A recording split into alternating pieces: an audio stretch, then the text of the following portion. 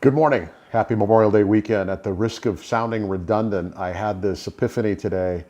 I've talked a lot about in the past the whole concept of doing versus being. And if we're not really conscientious about who we are and what we want out of life, then what we do in life tends to reflect something inconsistent with who we are. And that creates tension and conflict in our lives. And I was kind of thinking through this morning. I woke up this morning with a real heaviness, and I don't completely know why.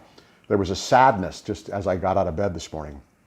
And I consciously had to decide I'm going to choose a different outcome for my day. And I just started thinking about I'm not going to give that thought process a lot of energy, because I could have. There's things I could have thrown into that pile of goo and made the sadness deepen. And again, I don't even really know why it was there. So the things I would have thrown into that mix were just kind of excuses or made up things to throw into that mix so I could feel more sad.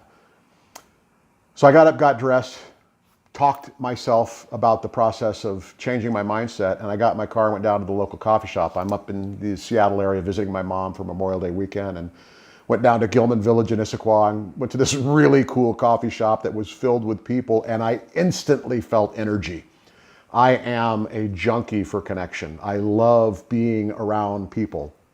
And I walk into this coffee shop and I engage with the clerk behind the counter, and then I engage with a woman carrying a bag from this really cool bookstore down at Pike Place Market that had something written on it that I thought was just funny. Basically, it said, "Read a effing book." And I said, "Where did you get that bag?" And we bantered a bit. And she liked my t-shirt, which I'll show you, which says, "Do good." And I was reminded that there are moments where life feels shitty. There's moments where you feel sad, or there's moments where you feel defeated or depressed or discouraged. And sometimes it's just a matter of going and connecting with that thing that feeds your soul. People feed my soul. Connecting spontaneously with strangers feeds my soul. Trying to say something nice to a person in the parking lot or in line, or let somebody step in front of you in line. Those things feed my soul. So I'm not sad anymore. Whatever I woke up with is gone. I feel energized. And I feel so because I have this desire to be something different than the mood in which I woke up. So in order to do good, you have to be good.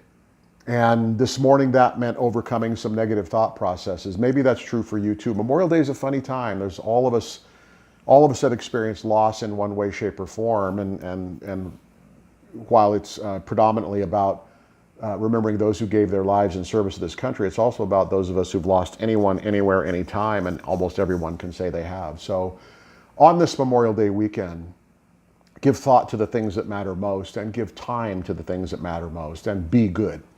To you and your success as you define it. Have a great weekend.